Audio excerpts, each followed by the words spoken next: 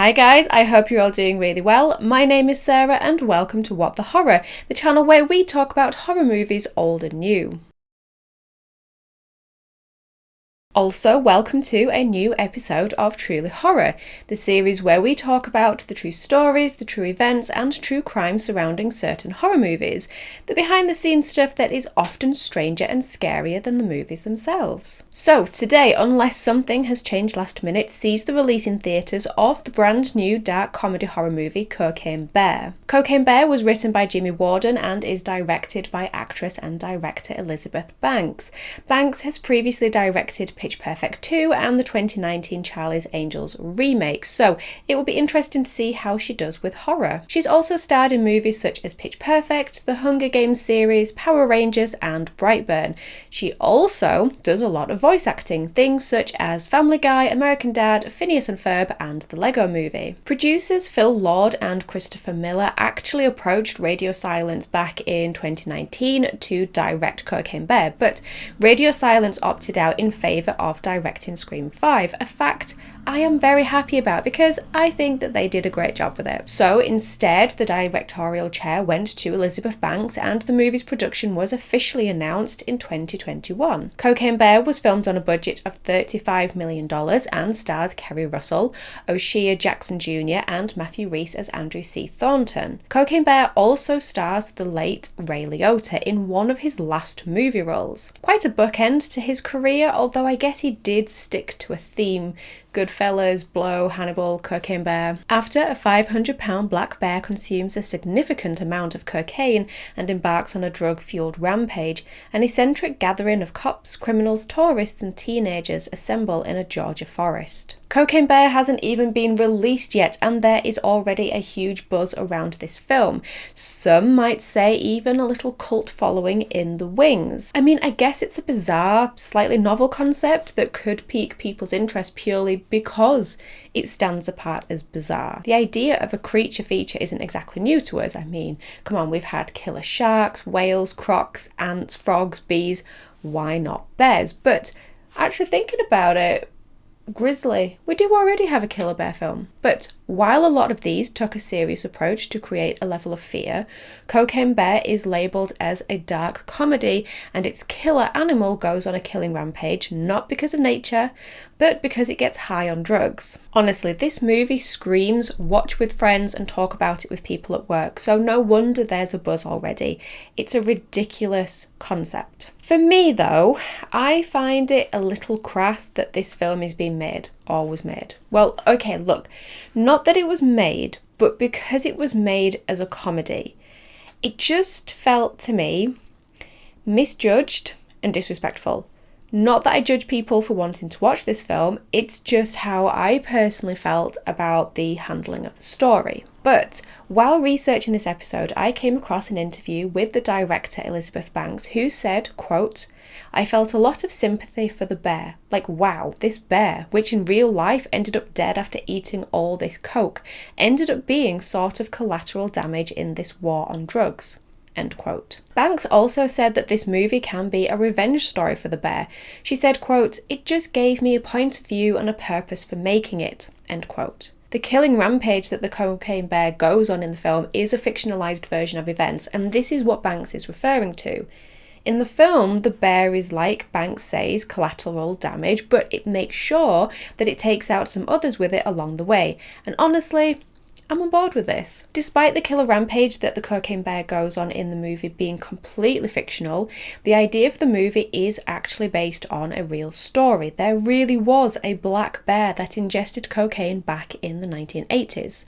So, what really happened? In September 1985, Andrew C. Thornton and Bill Leonard were flying back from Colombia after completing a drug haul. Now, the info on the drugs themselves is a little varied online, so I'm not 100% sure as to the details.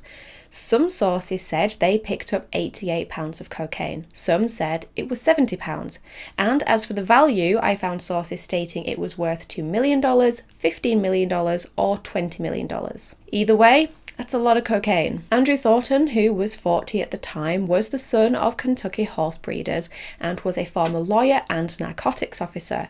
At some point, Thornton decided to take what he had learnt as a narcotics officer and have a little career change to drug smuggler. During the men's flight, they apparently heard federal agents talking on the radio about following their plane from Colombia. Obviously panicked, the two men decided on a plan. They would dump the cocaine out of the plane and then they would jump out as well, leaving the plane set to autopilot to lead the agents off their scent. They dropped the cocaine in duffel bags, and Thornton also tied a small bag of 35 kilos of cocaine to his own body. Bill Leonard jumped out of the plane first and Andrew Thornton followed, but unfortunately, he hit his head on the tail of the plane and he failed to open his parachute. He plummeted to the ground and he died from the impact. His body was discovered on the morning of the 11th of September in 1985 on a neighborhood driveway in Knoxville, Tennessee. When they found Thornton, he had 35 kilos of cocaine on him, as well as night vision goggles, a bulletproof vest, Gucci loafers, $4,500 in cash, 2 guns, several knives, and the key to the plane. The plane had crashed several hours away in the mountains of North Carolina.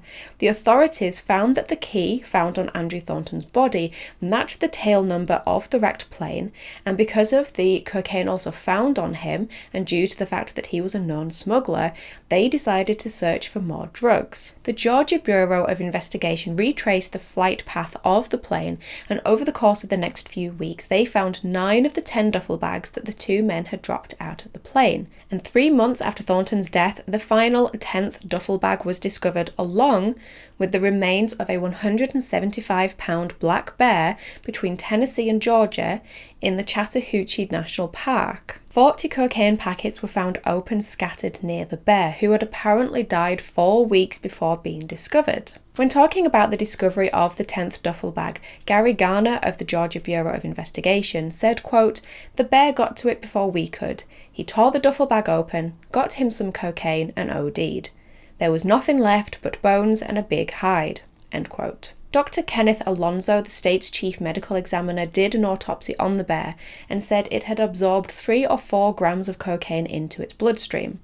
The poor bear had suffered cerebral hemorrhaging, respiratory failure, heart failure, renal failure, and a stroke. Apparently, though, the bear didn't eat all of the drugs in the bag. Some bricks were never accounted for and never found. Now, obviously, we can't know exactly what happened between the bear finding the drugs and the 4 weeks later when his body or remains were discovered, but there is no evidence that the bear actually killed anyone during this time. But there's no doubt that a 175-pound black bear high on cocaine, confused and disorientated, would have been dangerous. And pray, what happened to the bear after he was discovered, I hear you ask? Well, I will tell you. After its autopsy in December 1985, the bear was sent to a taxidermist and was stuffed. It was then donated to the Chattahoochee River National Recreation Area, where it was on display in the visitor centre. It was put into storage for a while after that when there was a wildfire, and then ended up in some random pawn shop. It was then bought by music singer Waylon Jennings, who had bought it as a gift for his friend Ron Thompson, who lived in Las Vegas. Then, when Thompson died in 2009, his estate and belongings were sold at auction, and the stuffed bear was bought by Sue Tang, who owned a Chinese medicine shop, for just $200. When Tang died in 2012, his wife sold the shop, but for some reason she kept the stuffed bear. The owners, or staff, of the Kentucky for Kentucky Fun Mall conducted a cross-country search for this specific bear, and when they eventually found it, they bought it off of Tang's widow, who said they could have the bear if they paid for shipping. And so now the stuffed cocaine bear is a tourist attraction and social media star in a shop, wearing funky hats. An article in the Evening Standard said it best, quote, "And where is the bear now? On display at a mall that sells cocaine-themed merchandise, because that's the kind of world we live in." End quote. Did I also mention that the bear has a nickname? You ready for this? Pablo Escobar. Get it? like Pablo Escobar, the Colombian drug lord. The Cocaine Bear Twitter account posted a tweet back in January with some information about the filmed Cocaine Bear and real black bears. According to them, a regular black bear can smell things up to a mile away, climb at a speed of 4 feet per second, and has a top speed of 30 miles per hour. However, a cocaine bear can smell everything, can climb at a speed of up to 100 feet per second, and has a top speed of up to 75 miles per hour. I did a little bit of research myself, and apparently there are currently between 850,000 and 900,000 black bears in North America, and less than one person per year on average die from black bear attacks. And while black bears are prone to attack small animals and pet dogs at times, they apparently don't tend to attack pet cats. Apparently it's because they resemble wild cats like pumas, and they know better than to start something with them. Smart creatures. So there you have it, guys, the true story behind Cocaine Bear. You guys know these episodes are my favourite to do, and I love looking deeper into the movies that we love. But sometimes you come across ones that just wind you up, and this one really annoys me. But I do like that Elizabeth Banks feels as though this film is the bear's revenge story, and that there is a real message in the film that, quote, "We should not f*** with nature. Nature will win." End quote. Of course, let me know your thoughts on this story, and also let me know what you think of the film if you decide to go and see it. I would love to know your take on it. But in the meantime, thank you as always for stopping by. I really do appreciate it. Take care of yourselves, and I will talk to you in the next episode. Bye, guys.